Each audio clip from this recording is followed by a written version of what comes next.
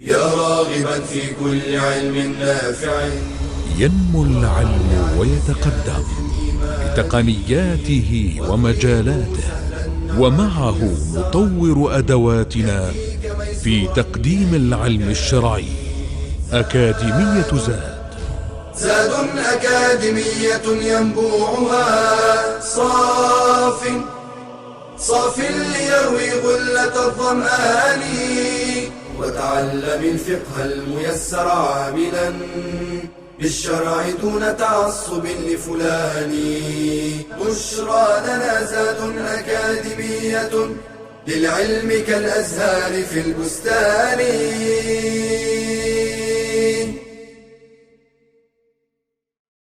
بسم الله والحمد لله والصلاة والسلام على رسول الله. أما بعد. What is the ruling on fasting the month of Ramadan? Ramadan, fasting it is one of the pillars of Islam. So it is the highest obligation in our religion. It's a pillar, it's mandatory, it's obligatory. Allah says in the Quran, O you who believe, decreed upon you is fasting as it was decreed upon those before you, that you may become righteous. Allah says, so whoever sights the new moon of the month, let him fast it. So fasting is mandatory. Talha, may Allah be pleased with him, says that a nomad came to the Prophet ﷺ, and he said, O Prophet of Allah, tell me, what has Allah obliged upon me to fast? So the Prophet said, ﷺ, the month of Ramadan. So the nomad said, do I have to fast anything else? The Prophet said, no, except if you would like to offer something voluntary. And the consensus, so this is the Quran's evidence of its obligation. This is the Sunnah evidence of its obligation. And then we go to the third branch of evidences, which is the consensus of the Muslim scholars and the Muslims at large, that it is mandated, it is an obligation. Whoever denies it or rejects fasting of Ramadan, says, no, I don't believe of its obligation, then he is a disbelieving apostate. Now, Muslims usually fast Ramadan. How do they fast Ramadan? There is a condition for that. And this condition is that the Muslims in a region have to see the crescent. They have to see the new moon being born in order to identify that the month of Ramadan has entered. And this is part of the ease of Islam with the grace of Allah. Those who depend on Gregorian calendars, February, March, April, etc., can never know when the month started and when the month ended, except by looking at their calendars or their watches. If they were stranded in an island, if they went into a coma and woke up, they can never know that. In Islam, everything is easy.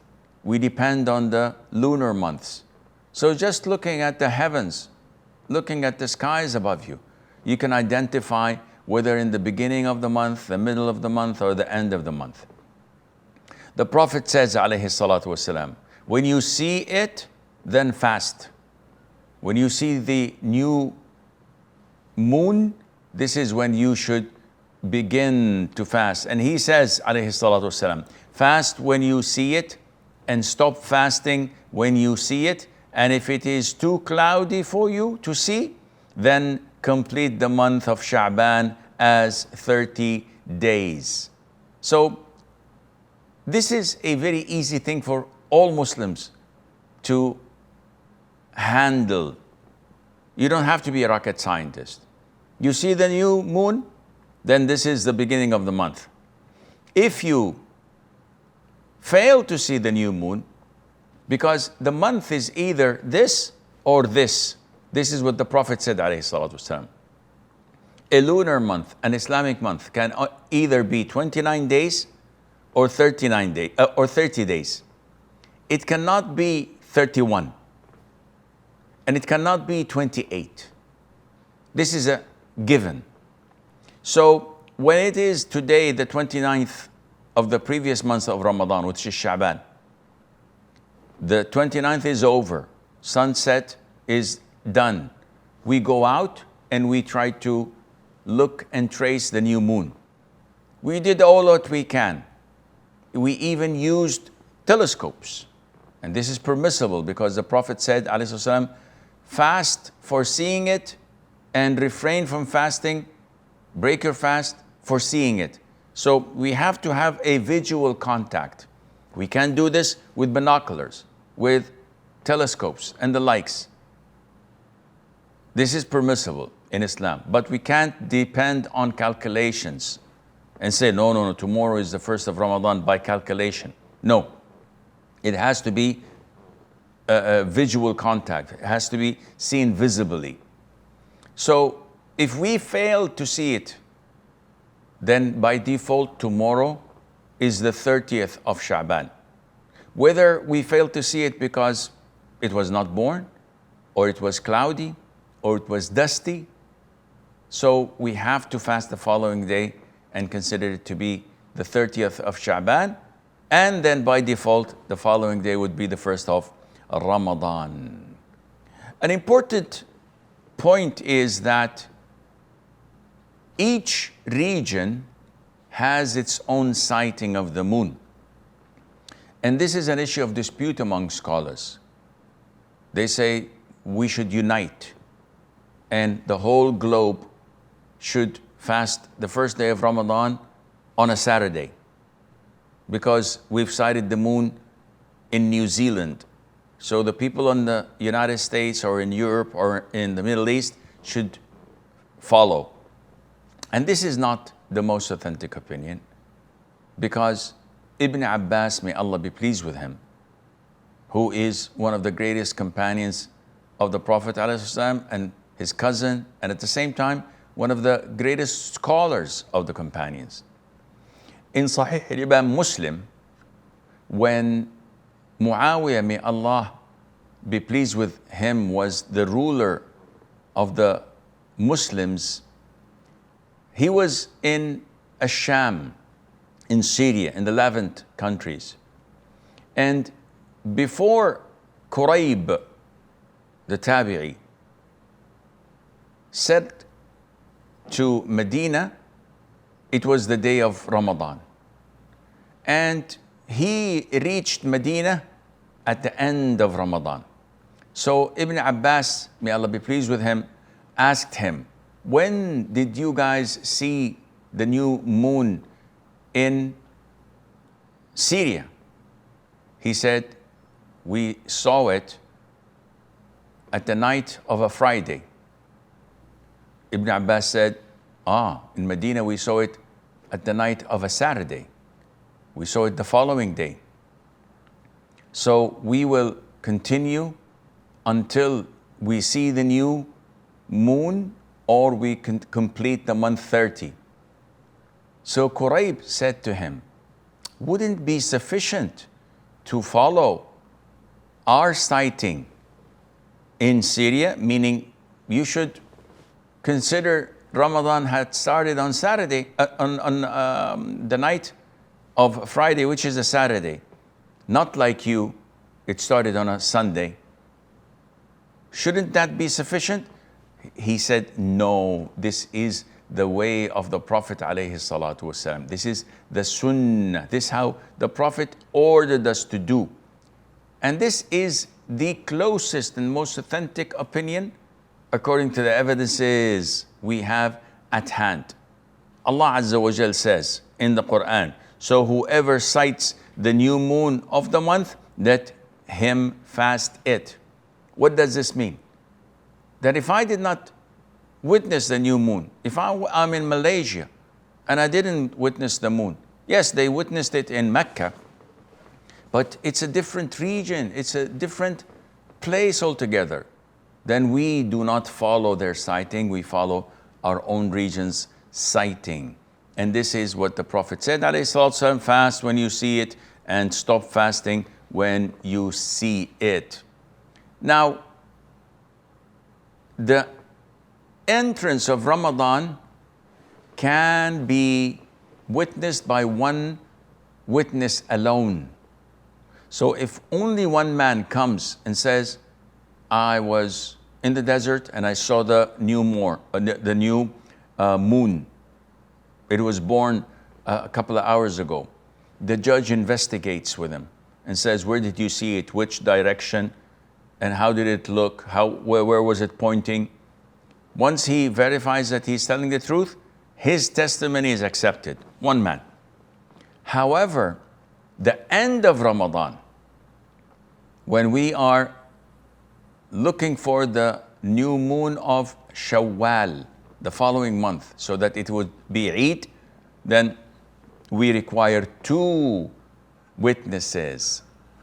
The testimony of 2 witnesses is required and not only one.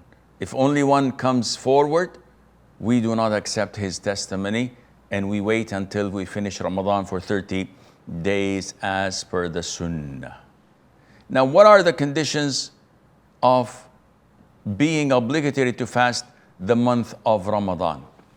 So, number 1, to be a Muslim, which means that if a Jew or a Christian fasts the month of Ramadan, just because everyone else is fasting, that would not be accepted, and it is not something that they would be rewarded for. Condition number 2, to be an adult, meaning that to reach the age of puberty. So if a child that did not reach the age of puberty fast, then that's good, and he'd be rewarded. But if he did not fast, it is not mandatory upon him, and we don't say that you have to make it up. Number 3, being of a sound mind.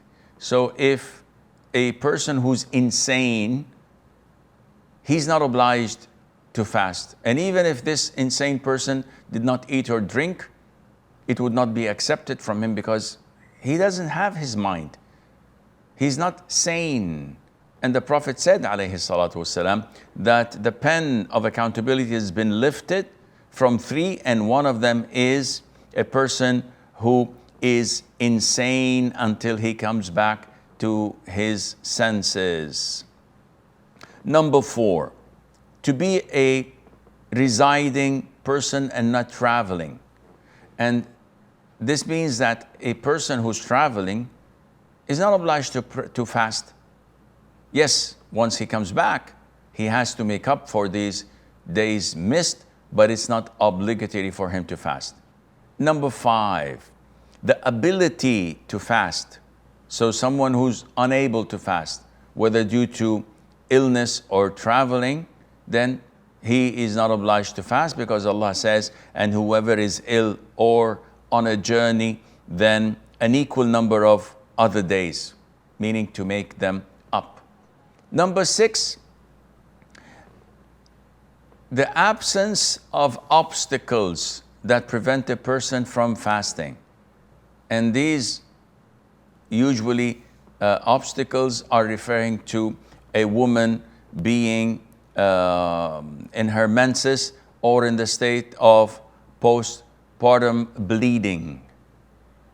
So if she is in that state, even if she fasts, her fast is invalid because the Prophet ﷺ ordered women to do so. The Prophet asked, isn't it that when a woman is in her menses, she doesn't pray and she doesn't fast? So this is a clear indication that a woman in her menses or in her postnatal bleeding should not fast, and if she does, that would not be accepted from her. Now, having said that, it is important to know that the fast is divided into two types, as we said before: obligatory fasting and voluntary fasting. And the obligatory fasting is either its obligation comes from Allah Azza wa Jal, such as the obligation to fast Ramadan, or either it's due to something that I have done by myself, or as a consequence of something I've done, such as taking an oath. If Allah saves my son from this illness, I will fast for 7 days. I obligated this upon myself, so it becomes mandatory. Or as a consequence, if I did a particular sin, I have to fast 3 days, or I have to fast 2 consecutive months, such as the expiation or the penalty for killing someone by mistake is to fast 2 consecutive months. So this is an obligation upon me to do so. The other voluntary fast is something that Islam recommends us to do. And this is similarly to fasting Mondays and Thursdays, but this is something, inshallah, that we will talk about when we meet next time. So until then, I leave you fi amanillah. Wassalamu alaikum wa rahmatullahi wa barakatuh. يا راغبا في كل علم نافع ينمو العلم ويتقدم بتقنياته ومجالاته، ومعه نطور أدواتنا في تقديم العلم الشرعي. أكاديمية زاد أكاديمية ينبوعها صاف ليروي غلة الظمآن، وتعلم الفقه الميسر عاملا بالشرع دون تعصب لفلان. بشرى لنا زاد أكاديمية للعلم كالأزهار في البستان.